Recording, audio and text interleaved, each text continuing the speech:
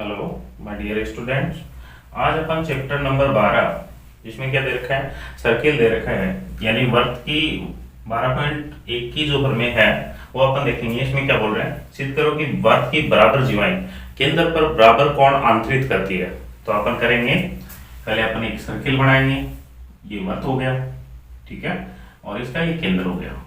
इसके ऊपर बराबर जीवाएं कौन सी साइड अपन खींच सकते हैं, तो ये खींच दिया हमने, और ये अपना बिंदु हो गया O, ठीक है। ये जीवा ले लिया हमने A और B, और यहाँ पे C और D, और इनको केंद्र से मिला दिया, इस साइड में भी मिला दिया, ठीक है। अब जो आपको दिया है वो अपन लिखेंगे, यहाँ पे दिया है, यानी O केंद्र वाले वर्त में जीवाएं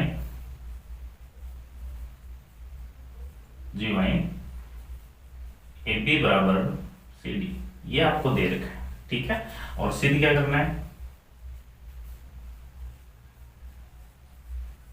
सिद्ध करना है केंद्र पर बराबर कोण आंतरित करती है, यानी एंगल AOB बराबर एंगल COD, ये आपको सिद्ध करना है, ठीक है। तो अपन इसकी उत्पत्ति करेंगे।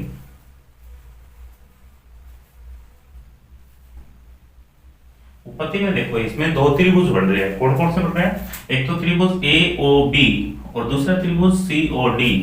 तो दोनों त्रिभुज में अपन ले लेंगे, त्रिभुज AOB में त्रिभुज COD। इसमें अपन को क्या क्या दे रखा है, जो दे रखा है वो अपन लिख देंगे, OA बराबर OC, ये क्या है, वर्त की त्रिज्या है, वर्त की त्रिज्या है, ठीक है। अब दूसरी साइड अपन देखेंगे, ये भी एक त्रिज्या OB और OD बराबरी होगी। एक वर्त की त्रिज्या हमेशा क्या होती है, बराबरी होती है। तो अपन लिखें यहाँ पे OB बराबर OD, ये भी क्या है, वर्त की त्रिज्या है,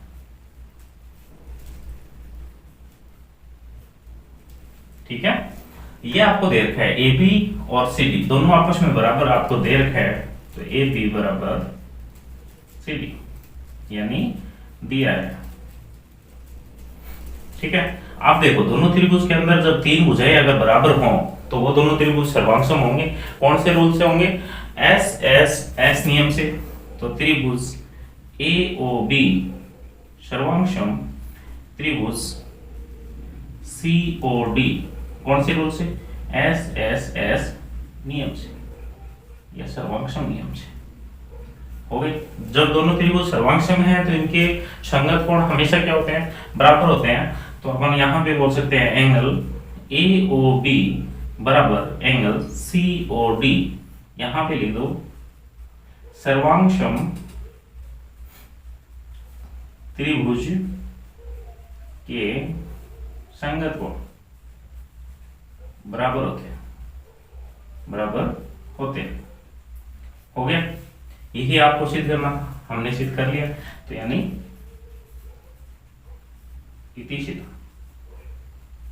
ओके। अब अपन देखेंगे 12.2 की प्रमेय। जो 12.1 की प्रमेय जो अभी अभी हमने की, वो उसका क्या है, ये विपरीत है। इसमें दे रखा है, सिद्ध करो कि वर्त की जीवाएं द्वारा केंद्र पर आंतरिक कोण बराबर हो तो वे जीवाएं बराबर होंगी। उसमें क्या दे रखा था कि जब अगर जीवाएं बराबर हैं तो उनके द्वारा बने आंतरिक कोण, यानी केंद्र के ऊपर बने आंतरिक कोण भी क्या होंगे, बराबर होंगे। तो उसमें ये दे रखा था, ये ठीक उसकी क्या है, विपरीत है। तो हमने एक सर्किल बना लिया और ये इसका सेंटर हो गया, और दो जीवाएं हमने खींच दी। हमें नहीं पता है कि ये दोनों बराबर हैं क्या, ठीक है। और ये अपना केंद्र O हो गया, जीवाओं का नाम भी दे देते हैं A B C और D, और इसको अपन केंद्र से मिला देते हैं, ठीक है। केंद्र से मिला दिया। अब ये बोल रहा है कि ये जो आंतरिक कोण है ये क्या है, बराबर है। तो हमें जो दिया है वो अपन लिखेंगे, दिया है क्या दे रखा है, एंगल AOB बराबर एंगल COD, और सिद्ध क्या करना है, सिद्ध करना है जीवाएं ए बी बराबर सी डी, ये आपको सिद्ध करना है। और 12.1 के परिमेय में क्या था, ये हमें दे रखा था, ये अपन को सिद्ध करना था। तो इसकी उत्पत्ति करेंगे अपन, यानी वही दो त्रिभुज अपन लेंगे ए ओ बी में त्रिभुज सी ओ डी। इन दोनों त्रिभुजों में देखो ओ ए बराबर क्या है, ओ सी है, क्योंकि ये तो वर्त की त्रिज्या है, वर्त की त्रिज्या, और वर्त की त्रिज्या हमेशा क्या होती है, बराबर होती है। एक हमें एंगल दे रखा है, एंगल ए ओ बी बराबर एंगल सी ओ डी, ये क्या है, दिया है, ठीक है। एक और ये भी वर्त की त्रिज्या है, ओ बी बराबर ओ डी, ये भी क्या है, वर्त की त्रिज्या। और वर्त की त्रिज्या हमेशा क्या होती है, बराबर होती है। तो दोनों त्रिभुज क्या हो गए, समांसम हो गए। कौन से रूल से, एस ए एस नियम से त्रिभुज ए ओ बी सर्वांशम त्रिभुज सी ओ डी किससे, एस ए एस, यानी भुजा कोण भुजा सर्वांशम नियम से, ठीक है। और जब अगर सर्वांशम, दोनों त्रिभुज सर्वांशम हैं, तो अपन बोल सकते हैं कि ए बी बराबर सी डी, ए बी बराबर सी डी। ये दोनों बराबर क्यों होंगी, क्योंकि सर्वांशम त्रिभुज की संगत भुजाएं बराबर होती हैं। तो यहां पे अपन लिख दें सर्वांशम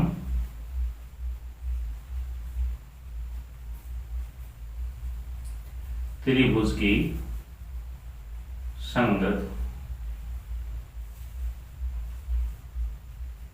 भुजाएं बराबर होती है, ठीक है। और यही आपको सिद्ध करना था कि वर्त की जीवाएं ए बी बराबर क्या हो गई, सी डी हो गई, यानी इति सिद्ध हो गया सिद्ध। ओके, अब अपन देखेंगे 12.3 की परिमेय, जिसमें देखा है कि सिद्ध करो कि वर्त के केंद्र से जीवा पर डाला गया लंब जीवा को संधिभाजन करता है। तो यानी ये अपना एक सर्किल हो गया, ये इसकी जीवा हो गई ए बी, और ये इसका केंद्र बिंदु ओ, ठीक है। और केंद्र से डाला गया लंब जीवा के ऊपर, ठीक है। ये इस जीवा को क्या करता है, संधिभाजन करता है, यानी इसको बिंदु दे देते हैं सी, ठीक। तो इस जीवा को दो बराबर भागों में विभाजित करता है, ये आपको सिद्ध करना है। तो दिया क्या है, दिया है वर्त की जीवा, वर्त की जीवा, इसमें ओसी लंब है ए बी के ऊपर, तो अपन लिख सकते हैं ओसी लंब ए बी के ऊपर, ठीक है। ये अपन को दे रखा है और सिद्ध करना है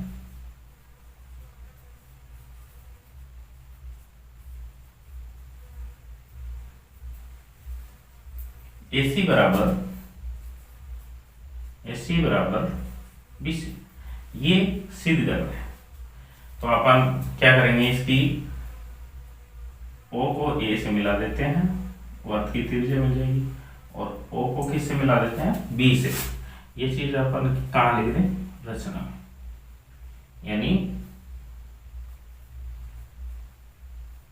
केंद्र बिंदु O को A व B से मिलाया, मिला दिया, ठीक है। अब अपन इसकी उत्पत्ति करें। आपको लग गया होगा कि दो त्रिभुज बन गए इसमें, कौन कौन से, AOC और BOC। तो यानी त्रिभुज AOC व त्रिभुज BOC में, इनमें देखो, एक तो आपको क्या दे रखा है, एंगल दे रखा है, कितना डिग्री का है, 90 डिग्री का है। तो अपन देखेंगे एंगल ACO बराबर एंगल BCO, यानी प्रत्येक कोण कितना डिग्री का है, 90 डिग्री, तो बराबर हो गए। ठीक, ये दोनों क्या है, इसकी त्रिज्याएं हैं। OA बराबर OB, वर्त की त्रिज्याएं, और वर्त की त्रिज्याएं तो हमेशा बराबर होती हैं। ठीक है, एक इसमें OC इस त्रिभुज में भी है और उसमें भी है, तो अपन लिख दें OC बराबर OC, ये हो गई हमारी उभयनिष्ठ भुजा, उभयनिष्ठ भुजा। ठीक है, अब दोनों त्रिभुज में 3 नब्बे आ गए, ये तो बराबर है, तो अपन बोल सकते हैं कि त्रिभुज AOC सर्वांगसम त्रिभुज BOC, यानी ये दोनों त्रिभुज आपस में क्या हो गए, सर्वांगसम हो गए। कौन से रूल से हो गए, देखो ये 90 डिग्री है, ये इसका इस त्रिभुज का क्या हो गया भाई, सबसे बड़ी भुजा यानी कर्ण हो गया, और एक हमारी अन्य भुजा यानी राइट एंगल भी हो गया, हाइपोटेन्यूस भी हो गया, और साइड भी हो गई, तो अपन बोल सकते हैं RHS नियम से ये दोनों क्या हो गए, सर्वांगसम हो गए। त्रिभुज AOC सर्वांगसम त्रिभुज BOC किससे, RHS सर्वांगसम नियम से। और जब दोनों त्रिभुज क्या हो गए, सर्वांगसम हो गए, तो इनकी जो ये भुजा है यानी इनकी संगत भुजा ये भी बराबर होंगी, AC बराबर BC, और यहां पे लिख दो सर्वांगसम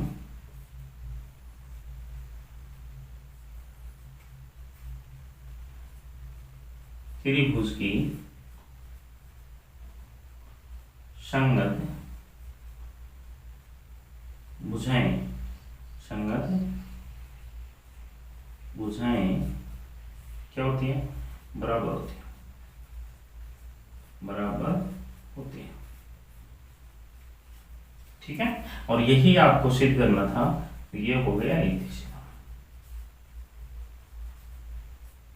ओके, अब अपन देखेंगे 12.4 की प्रमेय, इसमें दे रखा है सिद्ध करो कि किसी वर्त की जीवा के मध्य बिंदु को केंद्र से मिलाने वाली रेखा जीवा पर लंब होती है, यानी ये सेम 12.3 की प्रमेय का क्या हो गया, विलोम हो गया। और यानी आपके 12.1 की प्रमेय थी, उसका विलोम क्या था 12.2 की, और 12.3 की प्रमेय थी उसका विलोम क्या है 12.4। तो इसमें अपन जो आपको दे रखा है, यानी एक सर्किल ये हो गया इसकी जीवा A और B, और ये केंद्र बिंदु O हो गया, और इस जीवा को इस केंद्र को मिलाने वाली रेखा इसके ऊपर लंब होती है, ये आपको सिद्ध करना है। ठीक है, तो अपन देंगे जो भी जो आपको दिया है क्या दे रखा है, दोनों आपस में क्या है, बराबर है। इसे अपन कोई बिंदु ले लेते हैं C, तो यानी दिया क्या है AC बराबर BC, ये आपको दे रखा है, और सिद्ध क्या करना है,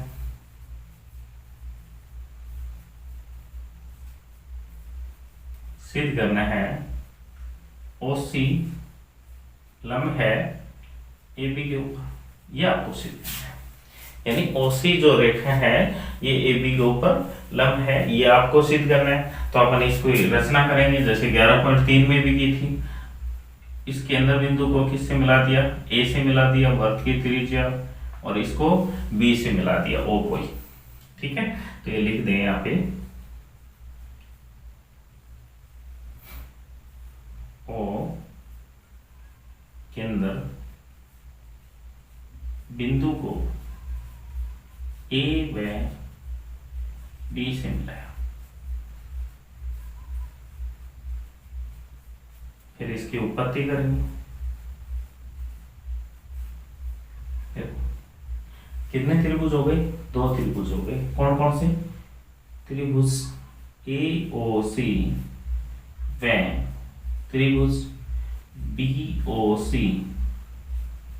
इन दोनों त्रिभुजों में देखो क्या क्या दे रखा है, यानी AC बराबर BC आपको दे रखा है, OA बराबर OB आपको बताया कि ये वर्त की त्रिज्या है, और OC दोनों ही में क्या है, वो बेनिस्ट है। तो अपन लिख दें OA बराबर OB वर्त की त्रिज्या है।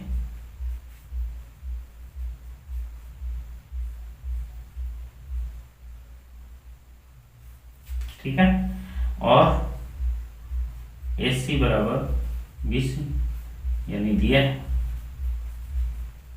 ठीक है, और OC बराबर OC ये क्या है, उभयनिष्ठ भुज है, उभयनिष्ठ भुज है। तो दोनों त्रिभुज क्या हो गए, सर्वांगसम हो गए। त्रिभुज AOC सर्वांगसम, त्रिभुज BOC कौन से नियम से, SSS यानी भुजा भुजा भुजा सर्वांगसम नियम से।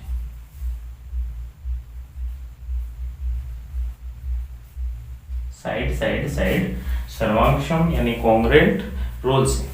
ठीक है, अब दोनों त्रिभुज क्या हो गए, सर्वांगसम हो गए, तो अपन बोल सकते हैं कि ये दोनों एंगल भी क्या होंगे, बराबर होंगे। कौन कौन से एंगल, ACO बराबर एंगल BCO, क्योंकि सर्वांगसम त्रिभुज के सभी संगत कोण क्या होते हैं, बराबर होते हैं।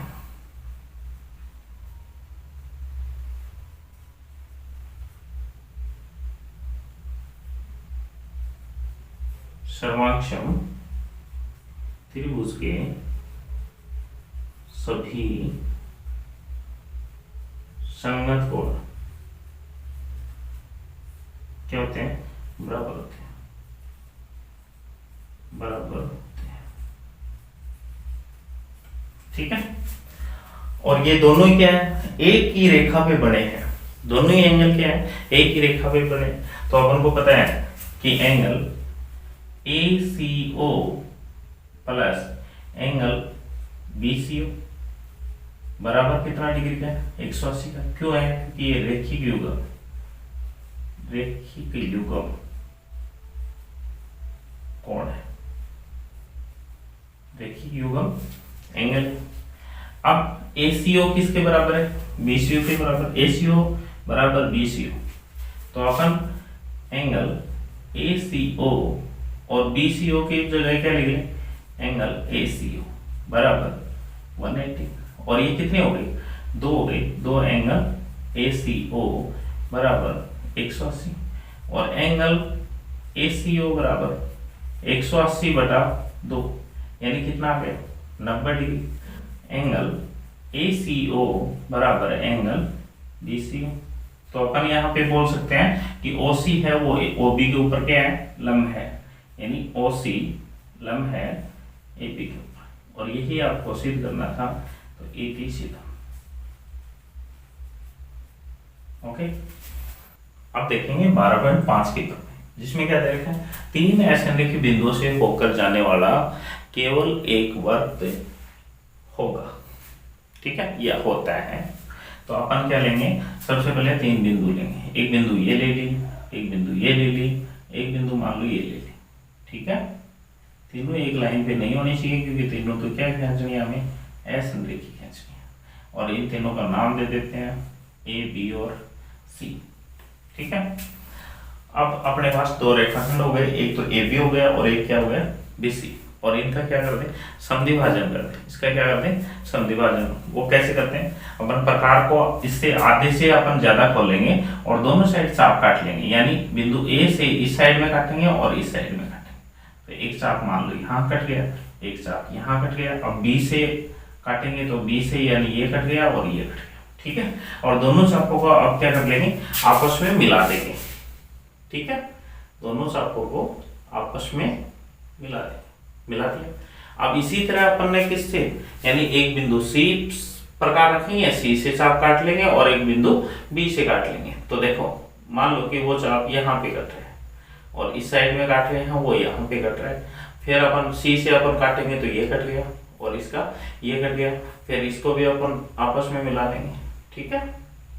तो क्या कर लेंगे, आपस में मिला लेंगे स्केल की सहायता से। और जहां पे दोनों चाप कट रहे हैं, जहां पे दोनों चाप देखो आपस में कट रहे हैं यानी प्रतिच्छेद हो रहे हैं, उसे हमने बिंदु ओ दे दिया, ओ नाम दे दिया। अब प्रकार को ओ से लेकर ए तक खोलेंगे, प्रकार को कितना खोलेंगे, ओ से लेकर ए तक खोलेंगे और घुमा देंगे।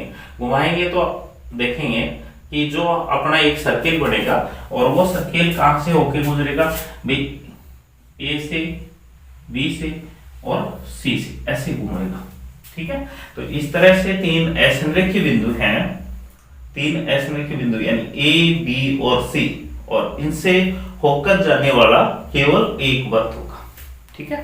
तो आपने जो जो आपने किया है वो लिख देंगे। पहले क्या किया, तीन बिंदु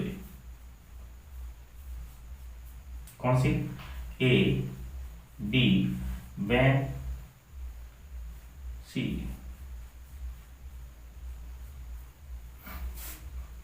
जो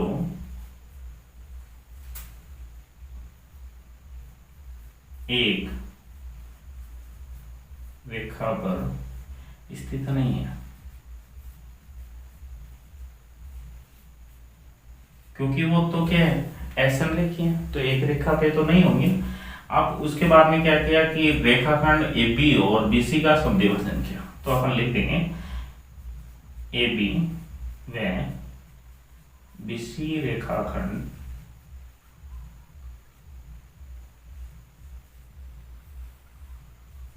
का समद्विभाजन,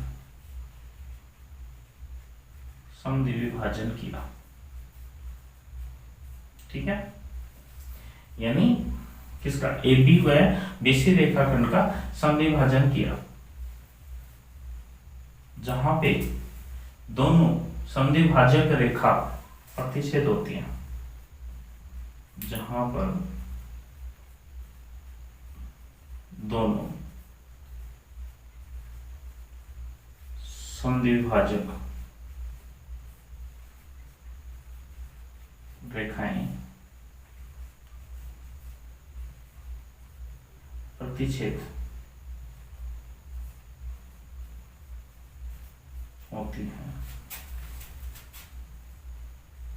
उसे ओ नाम दिया।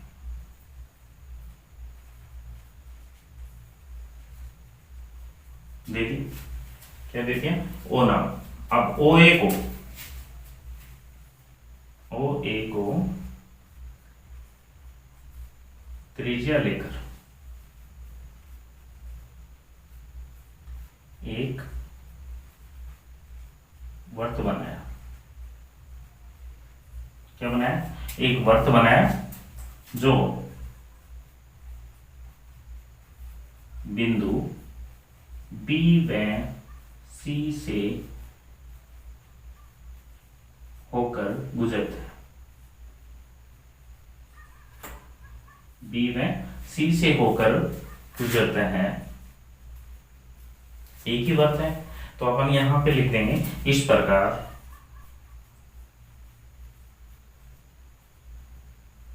तीन या तीनों असंरेखीय बिंदुओं से होकर जाने वाला, तीन असंरेखीय, तीन असंरेखीय बिंदुओं से होकर जाने वाला केवल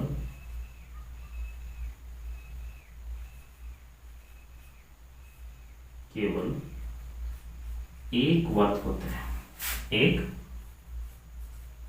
वर्त होता है। यही आपको सिद्ध करना, तो अपन लिख देंगे इति सिद्धम, हो गया, ठीक है। ओके, यहाँ पे आपके यानी 12.5 तक पर में आपकी कंप्लीट हो गई। तो आज के लिए बस इतना ही।